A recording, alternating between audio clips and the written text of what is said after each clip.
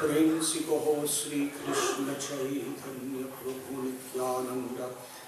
Shri Advait Gadadhar Srivasadi Gaur Bhakta Vrinda Ki Jai. Shri Shri Radha Krishna Gopa Gopinath Sham Kund Radha Kund Giri Govardhan Ki Jai. Shri Vrindavan Dham Ki Jai. Shri Navadvip Mayapur Dham Ki Jai. Shri Jagannath Puri Dham Ki Jai. Ganga Mai Ki Jai. Yamuna Mai Ki Jai. Bhakti Devi Ki Jai. Tulsi Devi Ki Jai. Samavera Bhakta Vrinda Ki Jai. Shri Shri Radha Vrindavan Chandra Ki Jai. Gaur Premanandi.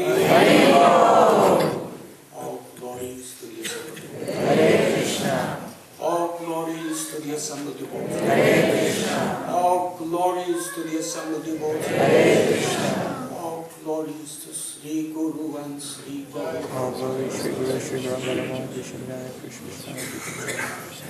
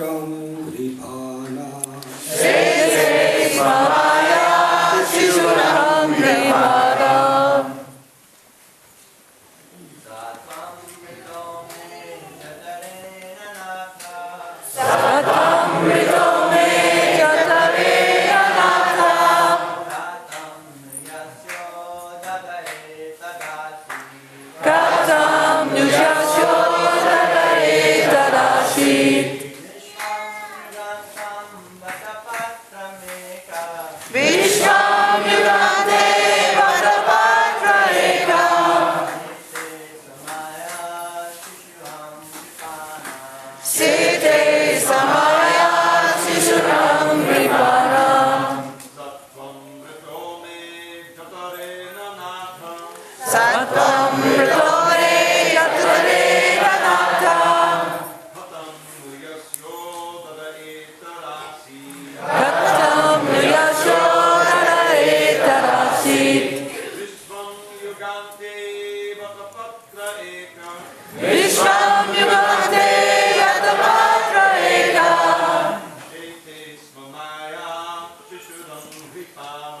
Sese Samaya Sishuram Kripana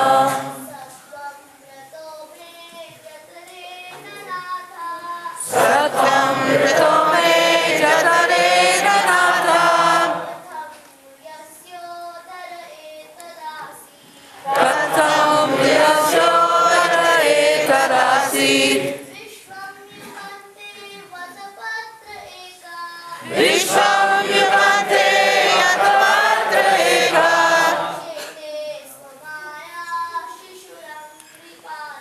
Sese Samaya Sishuram Kripana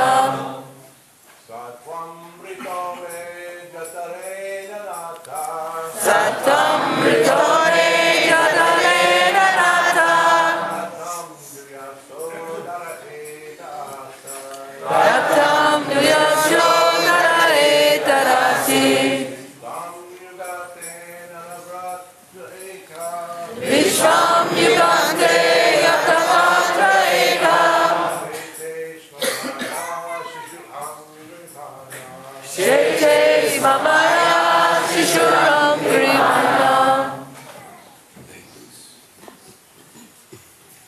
Satvam Ritome Jatare Nanata Sattvam Ritome Yatare Ranata Katham Yashodara Etadasi Katam Yashodara Etarasi Vishwam Yugante Vatapatra Eka Vishvam Yugante Yatapatra Eka Sete Smamaya Shishu Angripana Shete Smamaya Sishuram Kripana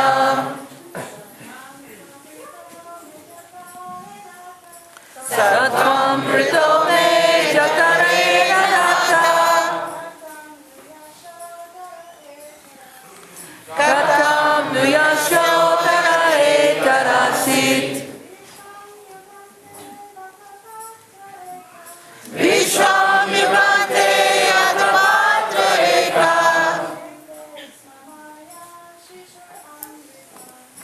Shete Smamaya Sishuram Kripana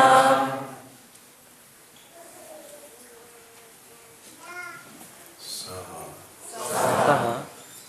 That very person. You. Rita. Took birth. Nejatadena. By my abdomen. Nath. Oh my Lord. Katam. How. Nu. Then. Yasya. Of whom. Udare. In the belly. Etat. This. Asit. It rests. Vishwam. Universe. Yuga ante. At the end of the millennium. Vattapatre. On the leaf of a banyan tree. Eka. Alone. Shete sma.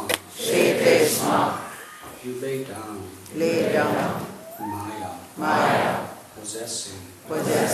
Inconceivable powers. Shishu. A baby. Angri. Or toe. Pana. Licking. As the Supreme Personality of Godhead, you have taken birth from my abdomen. Oh my Lord, how is that possible for the Supreme One, who has in his belly all the cosmic manifestation? The answer is that it is possible. For at the end of the millennium, you lie down on a leaf of a banyan tree, and just like a small baby, you lick the toe of your lotus fruit. Purport by this divine grace. Ace and Radhanath Swami.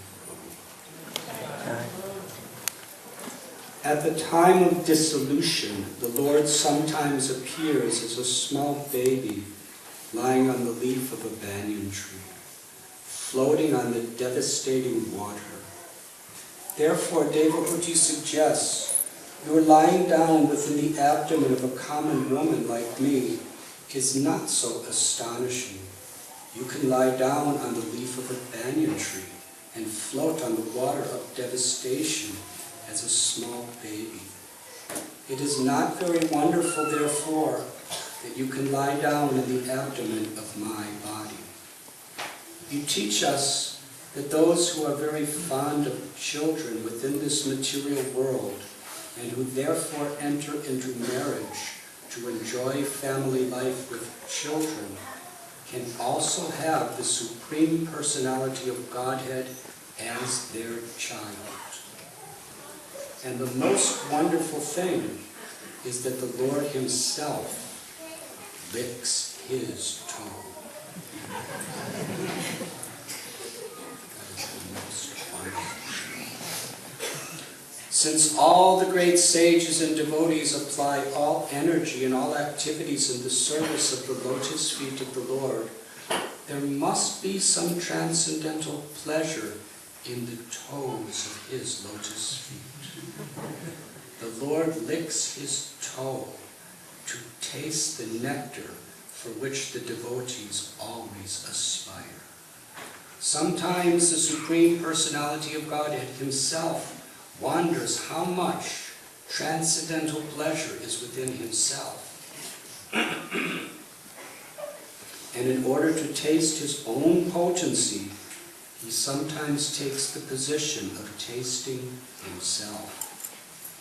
Lord Chaitanya is Krishna himself, but he appears as a devotee to taste the sweetness of the transcendental mellow in himself, which is tasted by Srimati Radharani, the greatest of all devotees.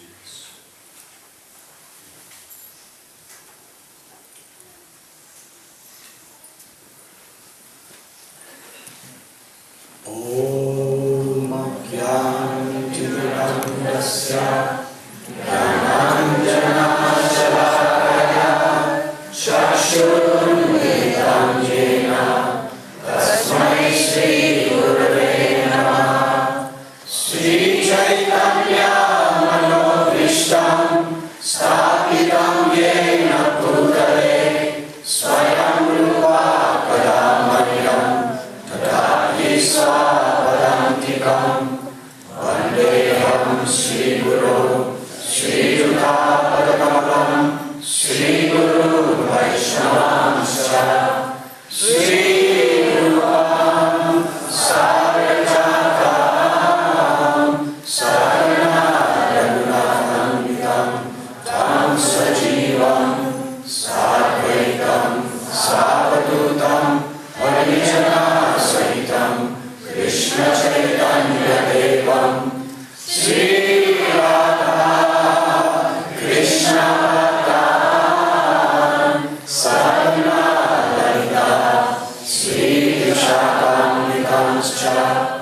He Krishna Karuna Sindhu Dinabandhu Jagatpate Gopesha Gopika Kanta Radha Kanta Namostate Tapta Kanchana Gaurangi Radhe Vrindavaneshwari Vrishabhanu Sute Devi Pranamami Hari Priye Vanchakalpachaturascha Kripa Sindhu Evacha Patitanam Bhavanebhyo Vaishnavebhyo Namo Namaha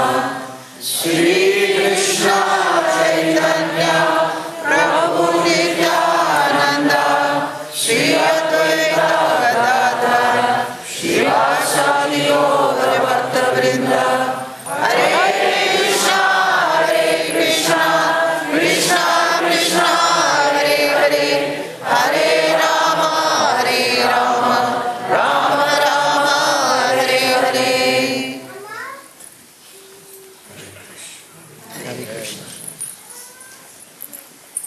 Today we are reading from Srimad Bhagavatam, Canto 3, Chapter 33, entitled Activities of Kapila, Text 4.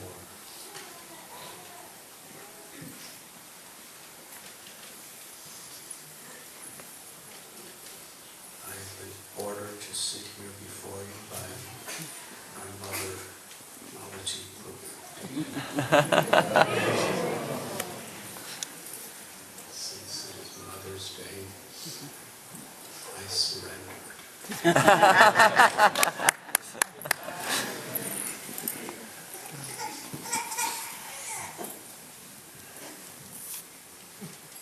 It's like somebody is thinking about their mother.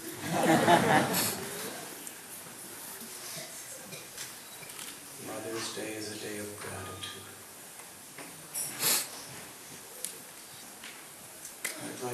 I'm so grateful to my father.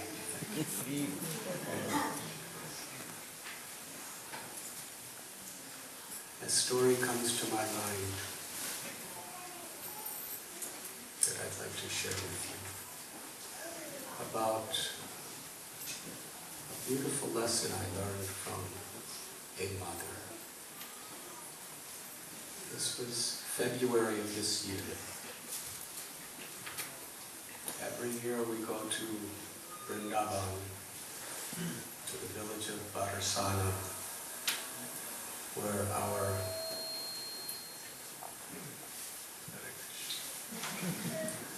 our Bhaktivedanta hospital does seva for Brijavasis, because the main reason for blindness in that area is untreated cataracts. And these Brijavasis, it's amazing. When they come in, they're crying because they haven't been able to see the deity. They just want their eyes so that they can see the holy dham, see Thakurji, the deities in the holy dham, and render service. So these people come from very remote villages, and thousands come. Usually we treat about 3,000 and about 1,000 surgeries. So in the meanwhile, I was walking around just seeing the people, and they're really crowded all over the place. Because they're quite primitive facilities we can use. And I came to one room which had about 20 really old Brijavasi ladies in it. And one, she was a very tiny lady and very old. She told me she was 85, but she looked about 185. I hope she doesn't hear this. She was really beat up. I'm small, I'm 5'6". She was probably about 4'7" or something like that.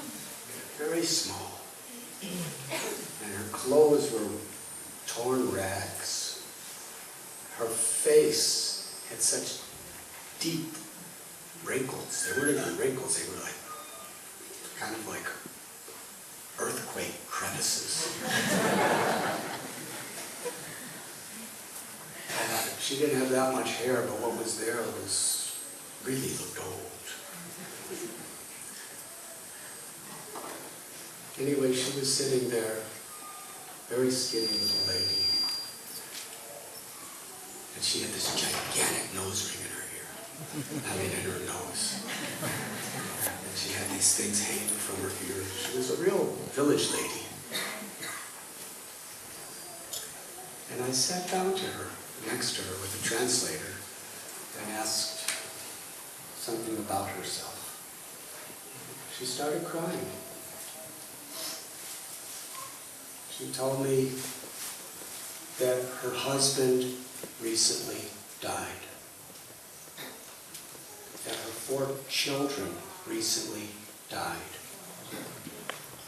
that she had no way to maintain herself.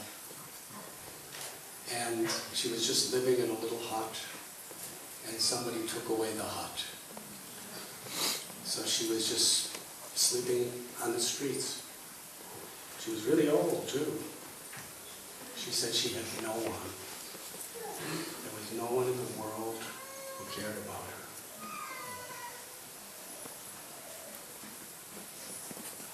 And she said that, and I have these two big cataracts in my eyes, so I can hardly see anything. She told me, I only have one prayer. I only have one prayer in my life.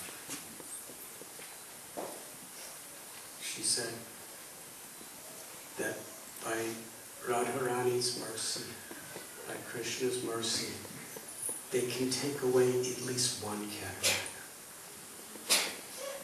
So then I will be able to make rotis and offer them to Srimati Radharani. That is the only prayer of my life. I just want to do some singing. And somebody said, well, don't you want, a place to stay and all that? Somebody translated. She said, I don't care about anything. I just want to make rotis for Radharani.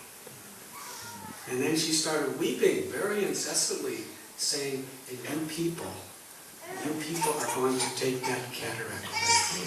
I cannot tell you how indebted I am to you. And she was so happy. She got up and started singing this Brijabasi song and told all the other ladies in the room to get up and dance with her. And she was doing this really mystical dance. She was dancing and everybody else got up dancing. And then she came out of the room dancing and went into the main lobby where there was all these people waiting, hundreds of people. And interestingly, one of my good friends, his mother was visiting India. She's a multimillionairess, and she was a secretary in her house. I've been there. She has photographs of herself with Eisenhower, with Kennedy, with Johnson, with Ford, with Nixon, with Reagan, with Clinton, everybody. And Paul Newman and Elizabeth Taylor, all these people. She was a state senator. She ran for the federal government, for the Senate. And I saw there was a picture of her framed in her house. Do you remember Look magazine? The front cover of Look magazine said that she was the most powerful, prominent female politician in America. This was in the 1970s. And she was in President Carter's cabinet in the White House for atomic energy or something like that. Anyways, a very powerful lady, an aristocratic lady. She's about 83 years old. So she just came to see me there. And she's looking around, and this Brijabasi lady who wanted to make rotis for Radharani, she came out dancing. She's in rags, really tiny. And she came up to this American lady, and in the Brijabasi language, ordered her to dance. She was singing this wild Brijabasi song, and it was incredible. She started, look, this lady was a small lady, but she was really small. She was looking like a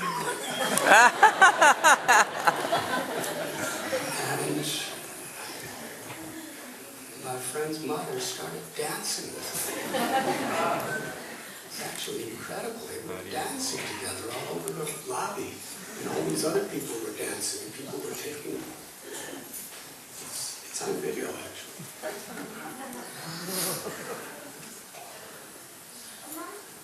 She was in bliss. She was this lady told me it later. She said, I never saw anyone so happy. This is a millionaire, as big, an influential politician, saying she never saw anyone so happy as this person who was homeless, whose husband and children all died. But she was happy because she was grateful that she would be able to see through one eye so that she could make her rotis for Srimati Radharani. Sri Chaitanya Mahaprabhu has given us this prayer. Na dhanam na janam na sundarim kavitam va jagadisha kamane mama janmani janmanishwari bhavata bhakti. I do not want wealth, nor do I want the beauty of the opposite sex, nor do I want fame or prestige, followers, scholarship. I don't even want liberation from suffering. Only, my Lord, I wish to serve you in any way you desire, birth after birth.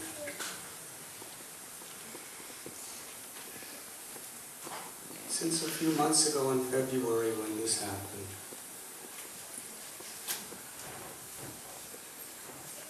things go ways that you don't like them to go. His Grace, my Sheshika Prabhu gave a magnificent seminar the day before yesterday when he was teaching us how to manage our expectations. We expect things, and the nature of the material world is you don't always get what you expect. In fact, material energy very scrutinizingly, deliberately orchestrates the entire universe just to frustrate your expectations. It's the way material nature works. It's been that way since Brahma came out of the navel of Vishnu, and it'll be that way until he goes back in.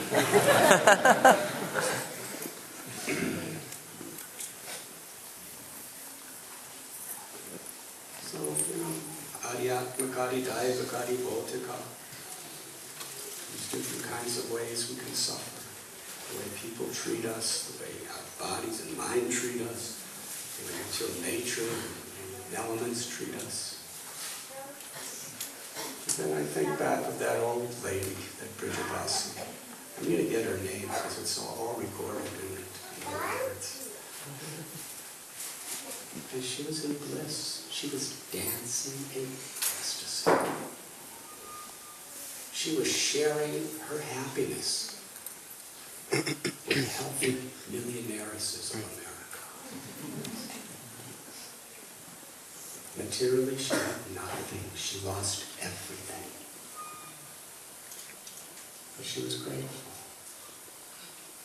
She was grateful just for the opportunity to do the most simple service.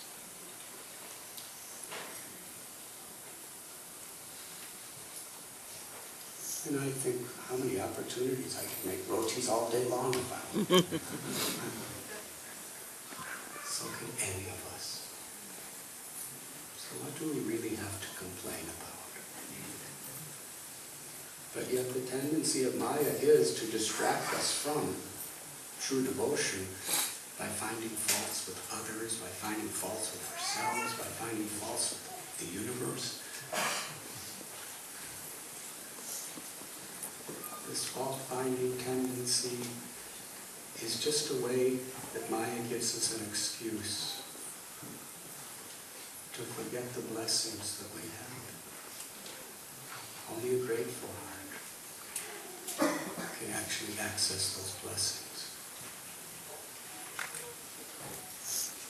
This is a simple lesson of a mother. When Krishna descends into this world, and by his own example, the supreme Sudadam Sarvabhutana, the friend of everyone, Janmadhyashayataha, the source of everything that exists.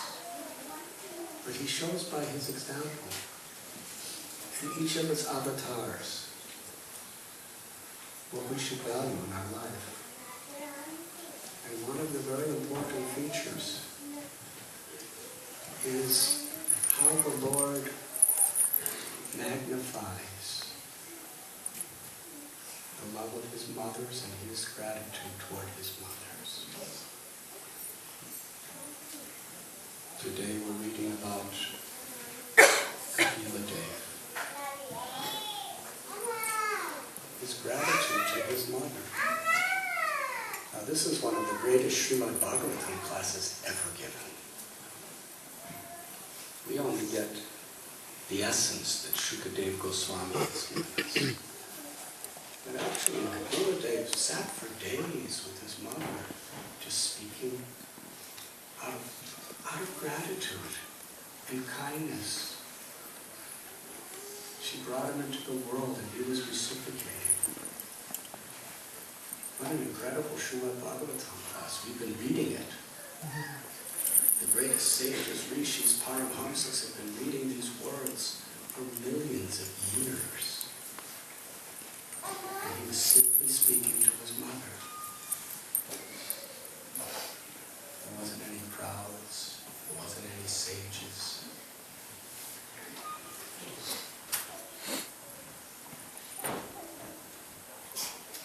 Lord Ram, when he got the news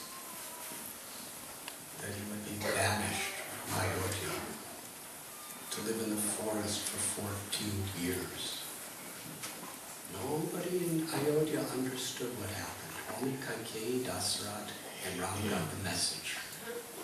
That was early in the morning, the day he was supposed to be coronated as the Prince Regent, the next king. The whole town was celebrating. The moment they had been waiting for, Ram would be coronated. So Ram left his father's palace, where Kaikeyi was, and walked to his mother's chambers. And Kaushalya, with her motherly love, she didn't sleep all night. She was doing pujas and yajnas and mantras and tantras and yantras and mudras all night long, just for the blessings of her son to shower upon him. She was so happy. Ram's happiness was her happiness. And when Ram came into the room, she jumped up with tears of joy and said, Ram, this is the most auspicious, this is the most wonderful day in my life. Today you will be coronated.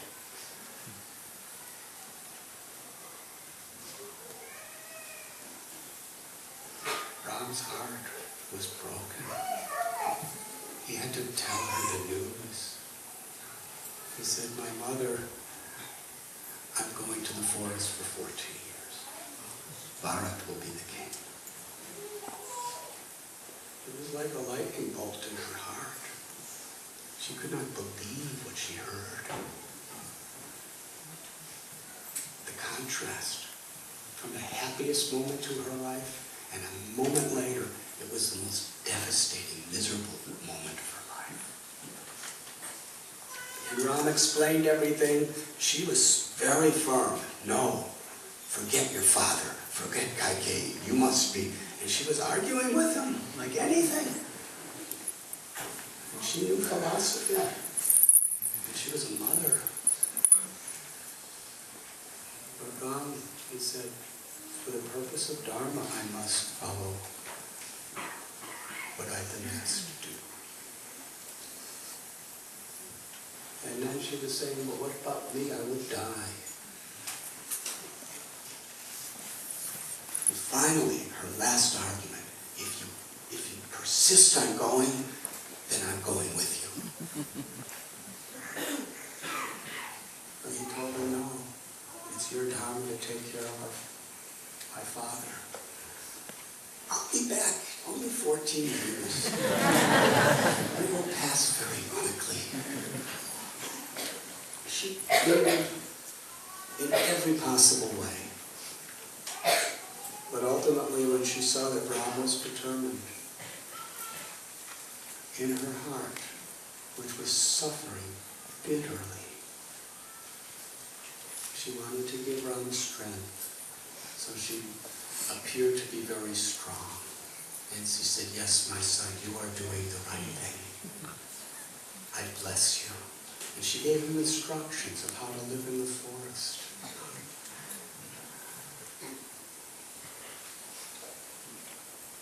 And she encouraged him.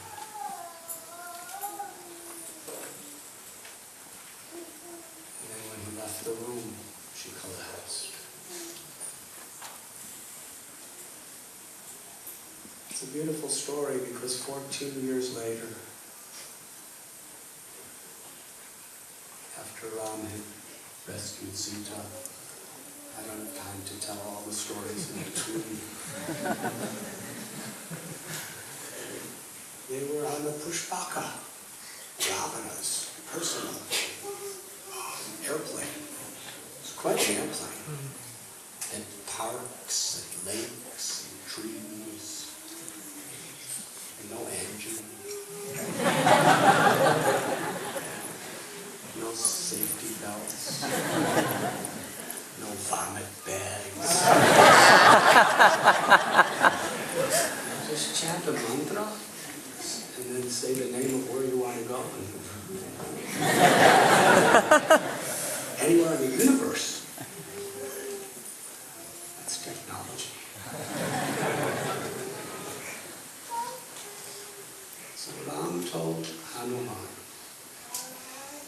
he said, Bharat has been ruling in the absence of my father for the last 14 years. Go there in advance, Hanumanji, and tell him I'm coming. And if you sense even the slightest particle of sadness in his heart, that he's going to have to give up the throne that he has been ruling for 14 years, then you tell me. Because even the greatest Paramahamsas and the greatest sages, if they have all this power, all this wealth, all this everything, they're inevitably going to get some attachment to it. If you set the slightest speck of attachment, I will go back to the forest and I will let you stay there. This was wrong. So Hanuman jumped ahead of the Pushpaka, went to Nandigram, where Bharat was living, and he told him Ram is coming. Bharat cried in ecstasy. And Hanuman understood. He has pure love for Ram. He wanted nothing but the pleasure of Ram. Bharat was saying, where is he? Where is he? He sent messengers to Ayodhya to come to greet Ram and Nandigram, to go forth as place. Bharat kept asking, where is he? Where is he? Hanuman said, he's coming from this direction, from the sky. A few seconds later, but I don't see him. He's coming. But I don't see him. And finally, in the distance, Hanuman screamed out, there is Ram, he's coming. Bharat was so happy. When Pushpaka landed, immediately Bharat ran to Ram, and Ram ran to Bharat, and they embraced. And all the people of Ayodhya came to greet him. And Ram saw, standing alone, a little distance in a corner, was Kausalya, his mother. She was very elderly. She was just standing alone, looking at Ram and crying. Sri Ram left everybody, all the royalty, all the dignitaries, and went to his mother to take the dust of her feet, bow down to her, and thank her. Kausalya lifted him up and embraced him.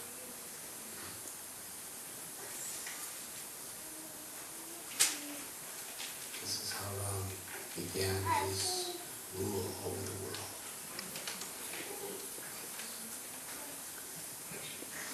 Devaki, we know the austerities she performed in her motherly love for Krishna. It was her motherly love for Krishna, for God as a child, in her heart. To serve him, to facilitate him, she was willing to have 6 children who were murdered right in front of her eyes, and she kept having children. Why would anyone do that? It was her love. Krishna was supposed to be her child. She was ready to endure any difficulty to facilitate that. Now, he's born. And the same night he leaves.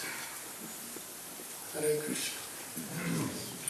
You go through all that, you're expecting some happiness.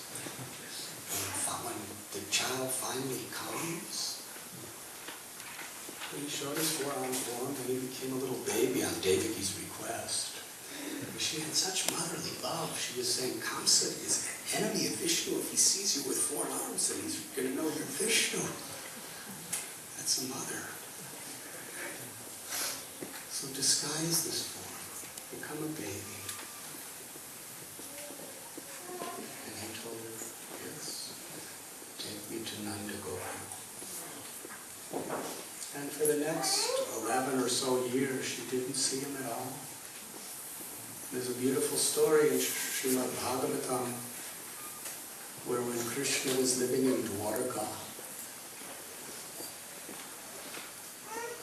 Devaki was offering her love to the Lord, and the Lord was offering his love to Devaki. And Krishna wanted to show his gratitude to his mother. What can I do for you? And as a mother, she said, these 6 children who were murdered right in front of my eyes, I don't know where they went, the souls of those children.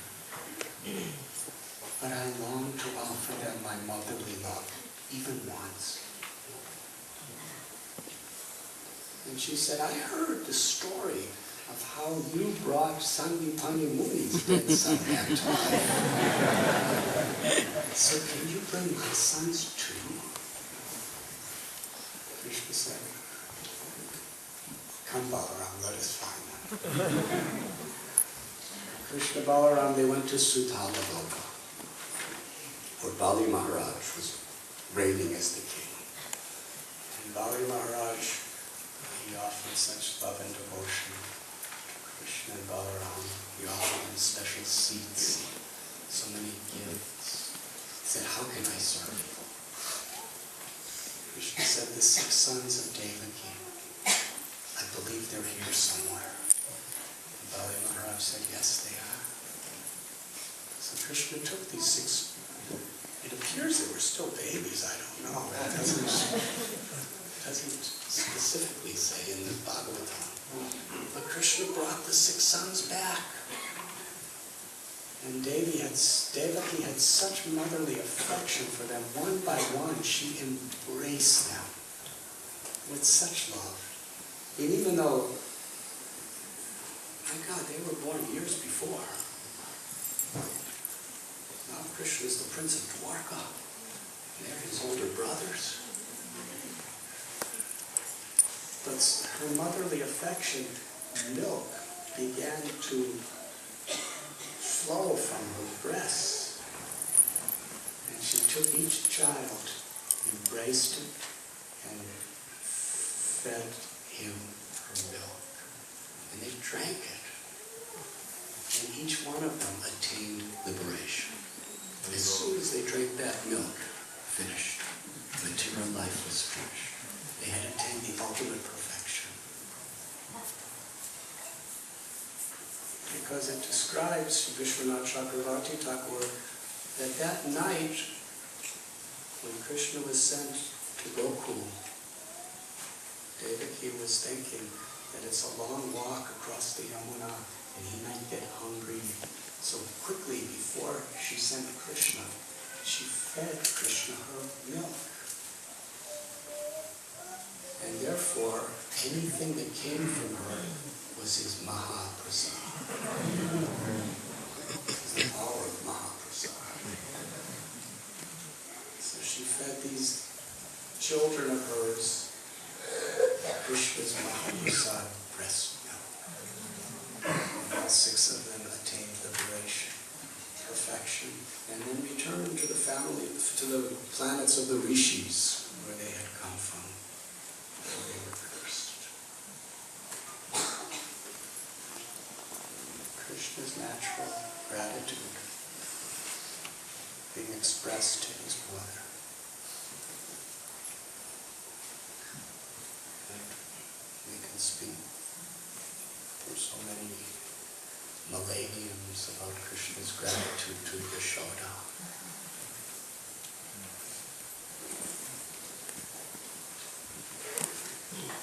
He was conquered by her love. She bound him with a rope. He revealed the universe within his mouth when she was trying to feed him some milk. And just to protect the motherly nature of her love, she couldn't understand that he's God. She was thinking, what, maybe he's sick or something. All these mountains and oceans and planets are in his mouth. Even I'm in his mouth. Yogamaya. He closed his mouth and smiled, and all she could see was my loving son. She just wanted to serve. And in Sri Chaitanya Mahaprabhu, I'd like to just share an incident of his love for Sachi and Sachi's love for him. Sachi Mata, her life, her soul, her everything was Nimai. Vishwarupa left, Jagannath Mishra had passed away. She only lived for Nimai. And one day Nimai told Nityananda Prabhu that for the sake of reaching the fallen souls and giving them this Harinam, I'm going to leave my home, shave my head, become a sannyasi. Nityananda Prabhu was practically paralyzed. How could you think like this? How could you do like this? But ultimately, whatever is your will, you will do. And Lord Chaitanya asked Nityananda, I cannot do it without your permission.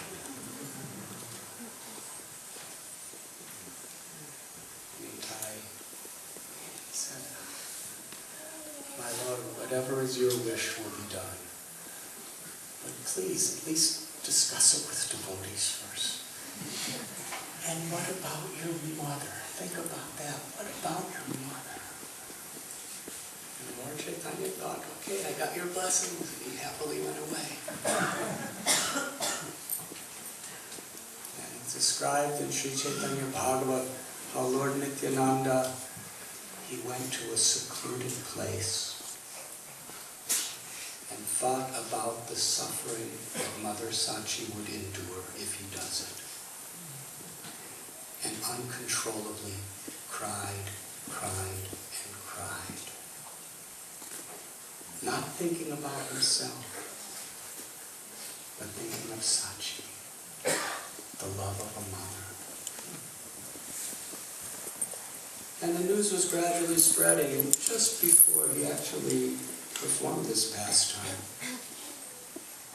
one day when he was at home sitting alone, Sachi Devi, she was weeping. She couldn't eat. She couldn't sleep.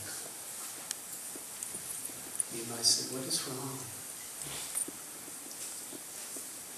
And Sachi said, I heard what people are saying. My beloved son, please do not go. Please stay here. And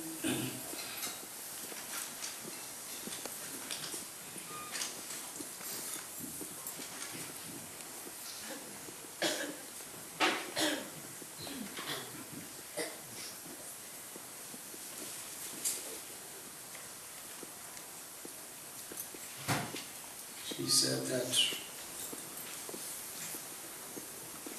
I only live to see you and to hear you. When I see your beautiful moonlight face, your lotus-like eyes, your beautiful teeth like the kunda flowers, and when I hear your words, which are like showers of nectar, it's my only happiness in life. Please do not go. She said, just stay home with your friends and enjoy Harinam Sankirtan. You have Advaita and Srivas and Haridas and Gadadhar and Nityananda.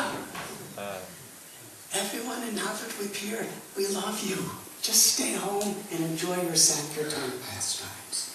You have incarnated in this world to teach religious principles. What kind of religious principle is it to leave a widowed mother to suffer and die? Is that the standard that you are going to set for the world? Your elder brother Vishwarup left me and took sannyas. Your father left me and went back to Vaikuntha.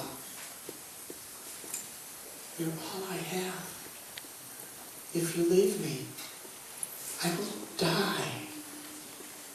Is this your idea of how to teach the world by your example? To kill your own mother in the worst suffering? Please stay.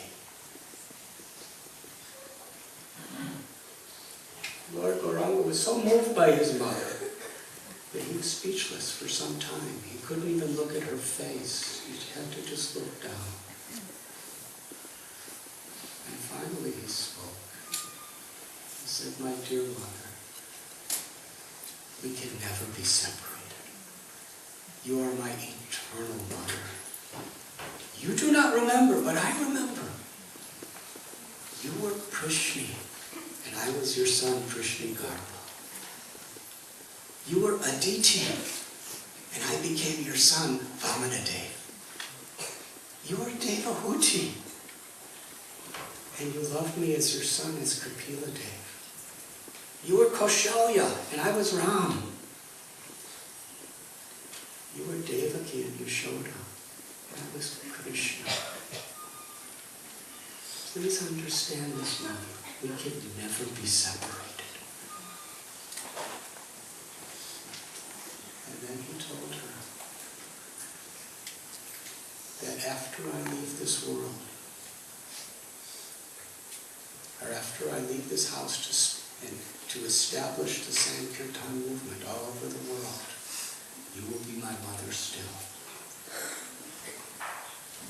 And as Mother Earth, you will be the mother of my deity form. And as the tongues of my devotees, I will take birth from you as the holy names.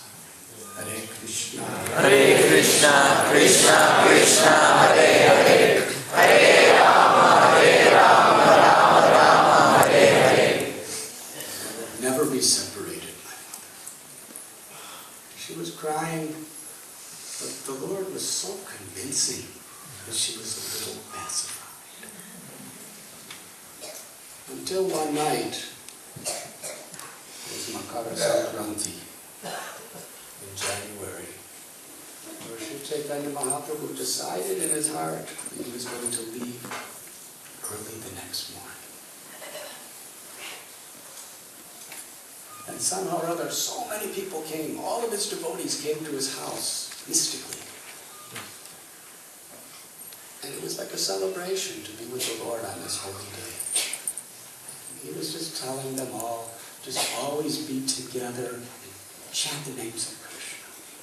Whether you're eating or whether you're sleeping or whether you're walking or whether you're working, whatever you may be doing, chant the names of Krishna. Together do kirtan. And I'll always be with you. And they were giving him gifts. And late at night, after everyone left, Kolavecha Sridhar, he was the last person to come. a little pumpkin grew from the roof of his straw roof of his hut. And he came to bring that pumpkin to Nima. Lord Chaitanya reciprocated with Sridhar, this poverty-stricken little banana leaf seller, and he was thinking, how could I leave without honoring the gift of the love of my devotee? So he told Sachi Devi, please make kheer out of pumpkin. And just at that moment, somebody came to the house and offered some milk. So she cooked milk, pumpkin, and whatever other ingredients. And Sachi Mata, this was his last supper, as they say in Krishna. It was cooked by Sachi with the ingredients given by Sridhar. And Lord Chaitanya ate it and then went to take rest. But Sachi Mata did not rest. She felt in her motherly intuition, he's going to leave me. She sat at the doorway all night long. And as everyone was sleeping, Lord Chaitanya walked out of the room and came to the door. And Sachi Devi, incessantly weeping,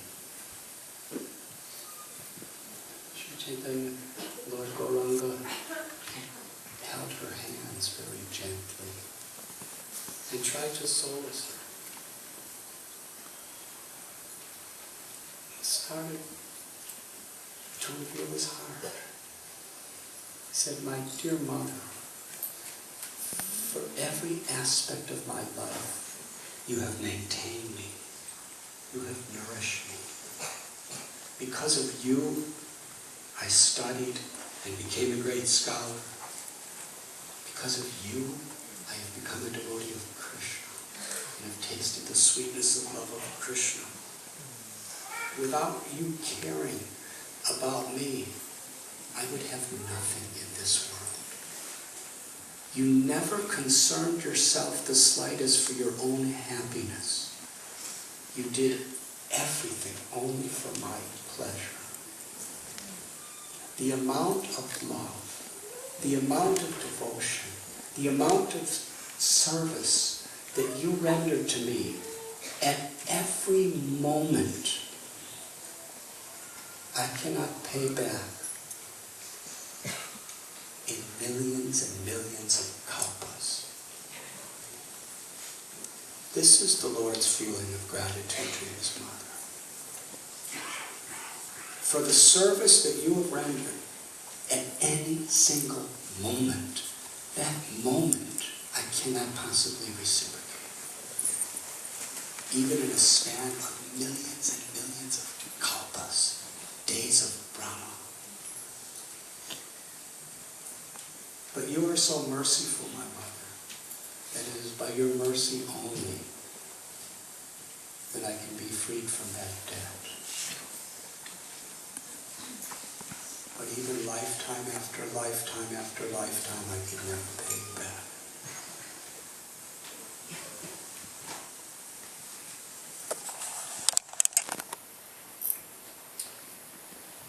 And then the Lord explained how Krishna is independent. He brings people together and then he separates people. That is his own inconceivable will beyond ourselves. But I promise you, Mother, that I shall take care of all your worldly and spiritual needs forever. You have nothing to fear. I will always be with you. Sachi Devi did not say a word. Silently, like a statue. Torrents and rivers of tears were just pouring from her eyes.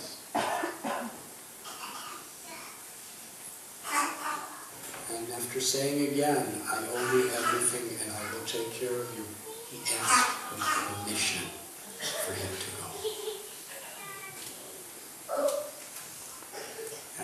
crying silently, she nodded her head. This was your will, my son. Whatever makes you happy. And the last thing he did before leaving home, he bowed to his mother. He took the dust of her feet and put it on his head. He circumambulated her several times and departed.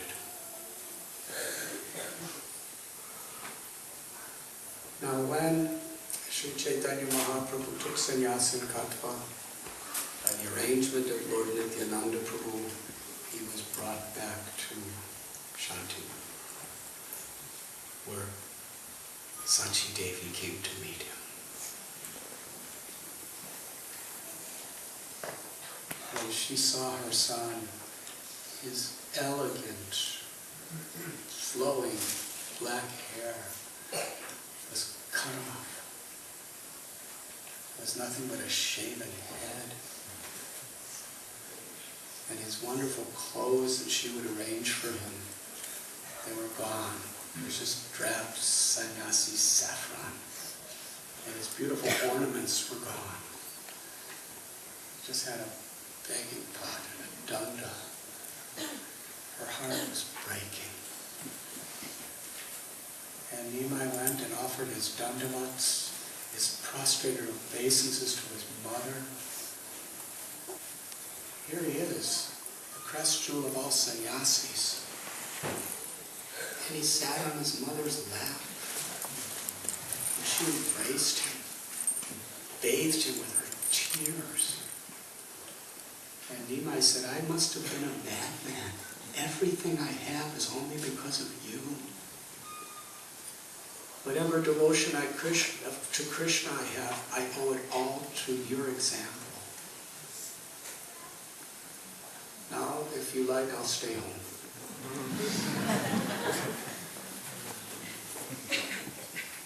How Sachi Devi would like him to stay home. But her selfless motherly love, she was willing to endure her heart being broken into trillions of pieces if it assisted the Lord's mission. If you stay home, people will criticize you. Swami's staged at his mother's house. You want to go to Vrindavan, but the same Krishna that's in Vrindavan is living in Puri as Jagannath. So go there. Then I will hear about you. So on his mother's order, Lord Chaitanya gave up the deepest wish and dream of his life to go to Vrindavan. He went to Puri. And there are so many stories in Sri Chaitanya Charitamrita, Sri Chaitanya Bhagavat, of Lord Chaitanya reciprocating with Sachi Mata. He would send her prasad. He would send Damodar Pandit to tell her stories, to give her all sorts of prasad and all kinds of news. And then he'd come back, and one time Lord Chaitanya said, how is my mother? And Damodar Pandit chastised him. How dare you ask that question? She's the mother of devotion. Whatever devotion you have is only because of her grace, and you're asking how she is? How ungrateful of you. Lord Chaitanya said, whatever you're saying is true. And he sent Kal Krishna there to tell her all about the South Indian tour, Nityananda Center. And it's described Lord Chaitanya was always present in 4 places. When there was Kirtan at Srivasa's house, when Nityananda danced, when Sachi Mata cooked. What was the 4th one? Raghava Pandit, yes. When he and his sister, Damayanti, prepared prasad. And there are many beautiful stories where Lord Chaitanya sent her message. She would cook Lord Chaitanya's favorite preparation and put it on the altar. And then she'd come, this is when she'd see there was nothing in the bowl that was on the altar. And she was so humble that she thought that she forgot to put the preparation in. So she would run outside and fill it again and bring it back in and offer it, and then go outside thinking, oh, this is my Nimai, he liked this preparation, and she'd come back in and it would be empty. And she'd think, God, what's wrong with me? I'm getting old, I'm losing my memory, I forgot to put it in, I cooked it, I forgot to put it in the bowl again. And Lord Chaitanya sent her a message all the way from Puri, I'm eating it. It's empty because I'm eating it. I told you I'd come there every day to Navadvip just to accept your motherly love.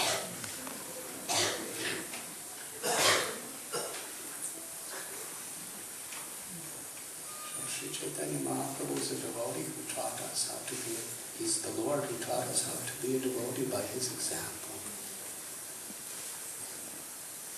Gratitude to Mother.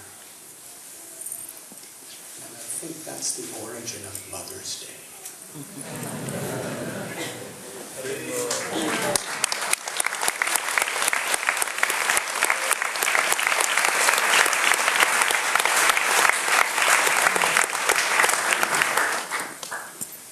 Srila Prabhupada explains that a mother's love for child is the purest kind of love in this material world. So, the spirit of a mother's love of a child is very much, to understand it, a bridge to bring us into the spiritual realm of love. Sabai kong samfaro dharmo yato bhaktir hokshaje hoitkiya pratihata vigatma suprasidati. Krishna tells the supreme dharma is transcendental loving service to the Lord, Sri Krishna. Such love must be unmotivated by any egoism, unmotivated by any selfishness, by any personal agenda or desire, and uninterrupted by any circumstance.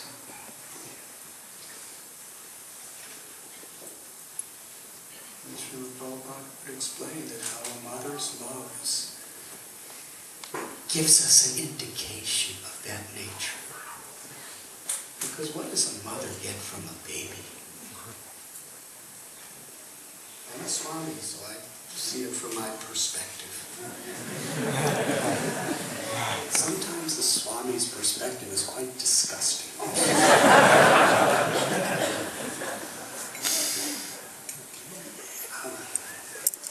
Baby drooling, and then the baby's passing stool, and the mother's cleaning it, and passing urine, and the mother's covered with it. And the mother's happy. Sri Chaitanya Mahaprabhu used this as an example of pure love. When Sanatana Goswami had those diseases all over his body from drinking water in the Charikanda forest, and Lord Chaitanya had him physically, he was suffering, it was itching, it was oozing, it was paining, and it smelled miserable, and he was like that for about 8 months. The Lord could have cured him, but he likes to teach through his devotees. And every time that Lord Chaitanya would meet Sanatana Goswami, he would embrace him. And all this blood and pus would get smeared on Lord Chaitanya's beautiful golden body. Sanatana would try to run away, but Lord Chaitanya had long arms. Always captured him.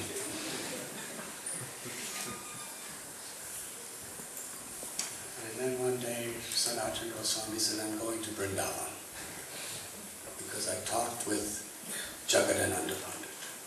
And Jagadananda Pandit, I told him how much I'm making aparads to you by getting all this stuff on you. So he said, well, the Lord has already told you to go to Vrindavan, so go. Sri Chaitanya Mahaprabhu chastised Jagadananda. Said, Jaga, that impudent neophyte, who is he to instruct you? You are fit to be my guru. And Sanatans. And then Lord Chaitanya told him, he said, let me reveal my heart to you. He said, those pus and blood and oozing stuff that gets out of me, I'll tell you how I experience it. He said, just like a mother, her love for her child is so deep that when the child passes urine and stool on the mother, she smells it as a mixture of sandalwood, musk, camphor, and agate. Because of her love, it's nectar. Mothers, do you experience that? You don't have to raise your hand. It's just the standard of motherly love.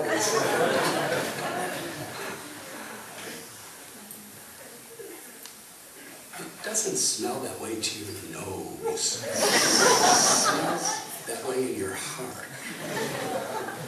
Because in bhakti, it's very, very deep and profound. In bhakti, at the beginning, we see through the eyes of Scripture to awaken this love of God, through the eyes of Prabhupada and the great acharyas. But as our devotion awakens, we see through our heart, we hear through our heart, we taste through our heart. When we're eating prasad, it's Krishna's grace.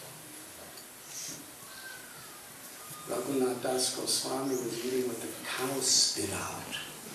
Those broken, rejected, decomposed rice. And when Lord Chaitanya tasted it, he said, I have never tasted such nectar. He was tasting with his heart. We feel through our heart. We smell through our heart. When a devotee smells incense, it's not just a sweet fragrance. He tastes Krishna through the nose with the heart. He becomes intoxicated. That's bhakti. All of our senses are actually perceiving everything through the love of our heart. So in this way, yes, the stool of your baby, whatever color or consistency is the topmost fragrance offered to the deity. According to Lord Chaitanya Chatushmara or something like that. Sandalwood, musk, a guru, and a camphor. Now, Swamis don't have that realization.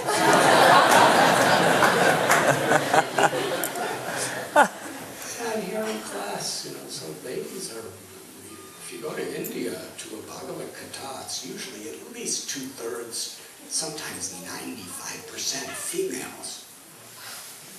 I remember I was in Surat once, and there was about 500 people to my class. It was an evening class. 499 ladies. And one man holding a baby.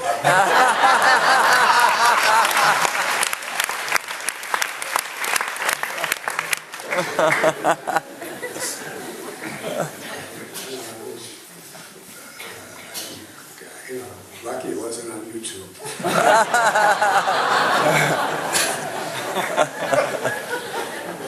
So I gave her class. I was enthusiastic. And then after the class, I'm just curious, Mother Jesus, where's all the men? And they told me there's a cricket game. They're watching.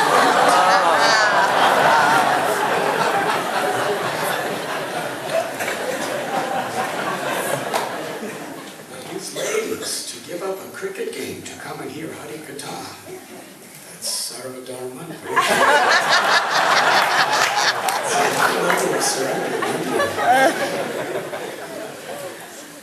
It's true. It's the natural tendency that ladies love to hear Krishna Katha, and in numbers more than men. But yet, ladies come all enthusiastic for Krishna Katha, they have their little baby.